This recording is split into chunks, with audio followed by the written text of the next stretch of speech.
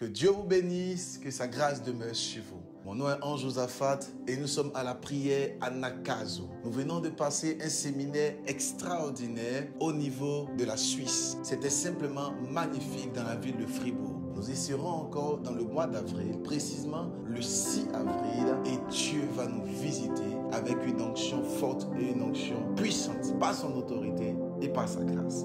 Nous sommes à Nakazo du lundi et l'Esprit de Dieu aimerait nous faire comprendre quelque chose. Nous lisons Matthieu chapitre 14 à partir de son verset 22. La Bible dit, aussitôt après, il obligea les disciples à monter dans la barque et à passer devant lui de l'autre côté, pendant qu'il renverrait la foule. Verset 23. Quand il eut renvoyé la foule, il monta sur la montagne pour prier à l'écart. Et comme il était soir, il était sûr.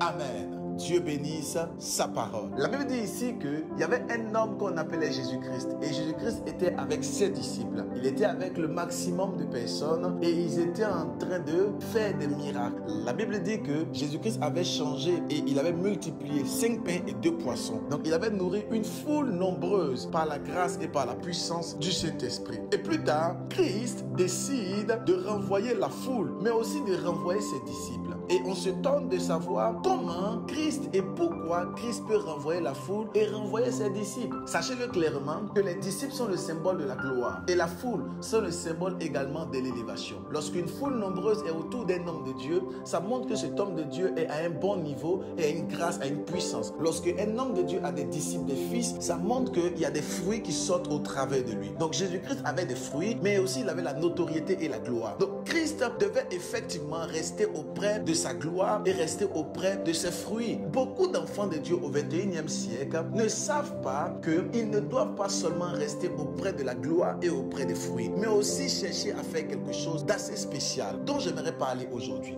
Regardez, la Bible dit Jésus-Christ avait la foule, donc la notoriété, la gloire. Il a renvoyé la gloire, la notoriété. Il y avait ses disciples qui étaient le symbole également des fruits de son travail. Il les a mis de côté. Et la Bible dit, il s'est mis à l'écart pour prier. J'aimerais parler en ce matin sur l'importance de la prière. Excellent enfant de Dieu, nous devons comprendre aisément que si jamais nous voulons faire des choses exceptionnelles, nous devons comprendre que notre prière est une nécessité surnaturelle, exceptionnelle et inébranlable. Nous devons avoir du temps dans la présence de Dieu. Lorsque beaucoup de choses nous submergent, ici en Europe, en Afrique, en Amérique, en Océanie, lorsque nous sommes submergés par plusieurs occupations, par le travail, par la famille, par les amis, par plusieurs autres choses, nous sommes occupés. Nous avons besoin impérativement d'avoir une vie de prière. Nous devons nous mettre à l'écart. Malgré que Jésus-Christ avait la foule nombreuse et qu'il venait de multiplier 5 pains et 2 poissons, Jésus-Christ ne s'est pas appuyé sur ces choses.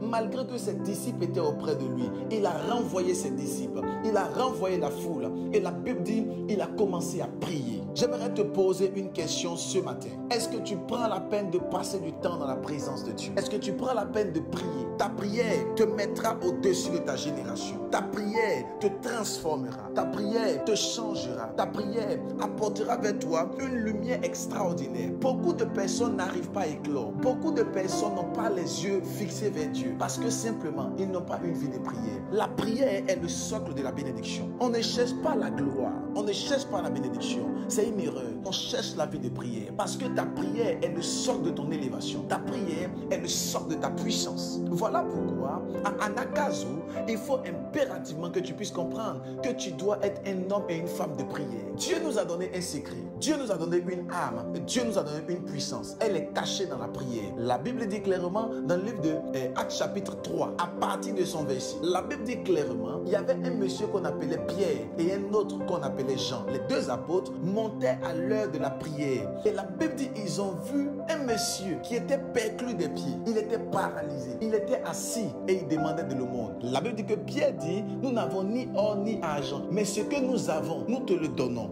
Au nom de Jésus, lève-toi et marche. En d'autres termes, Pierre peut-être n'avait pas d'argent. Jean n'avait peut-être pas d'argent. Mais ce qu'ils avaient en eux, c'était la vie de prière. C'était Jésus-Christ. Est-ce que tu es capable de dire ces choses? Alors toi, tu regardes ta vie et tu justifies ta vie en fonction des voitures que tu as. Toi, tu justifies ta destinée en fonction des maisons que tu as. Tu justifies ton éclosion en fonction de la gloire financière que tu as. Or, en réalité, tu es plus que cela parce que Christ a payé le prix. Donc, tu dois justifier ton élévation, ton succès en fonction de ton intimité et de ta relation intime avec Dieu. À ce Anakazo du lundi, excellent enfant de Dieu, ta vie de prière doit être une vie de prière étoilée, remplie de puissance et de grâce. Voilà pourquoi j'aimerais prier pour toi. Que l'Éternel fasse sortir de toi tout joug qui t'empêchait d'avoir une vie de prière. Que l'Éternel fasse sortir de toi tout esprit maléfique, tout joug de l'ennemi qui aimerait t'empêcher d'avoir une vie de prière. Que ta vie de prière puisse monter au son de ma voix. Je prie que tu puisses passer 1 heure, 2 heures, 3 heures et 4 heures dans la présence de l'Éternel. Que Dieu te donne une vie de prière extraordinaire et même surnaturelle, afin que tu puisses aller de gloire en gloire, d'élévation en élévation, de succès en succès. Mais God bless you. Que Dieu te bénisse abondamment. Que sa grâce demeure sur toi. N'hésite pas à partager au maximum la prière, à mettre les pouces, à partager, à inviter les personnes à suivre Anakazo Audio sur Apple Store, sur Play Store pour bénir le maximum de personnes. Que Dieu te bénisse et on se retrouve demain à 6 heures. Shalom.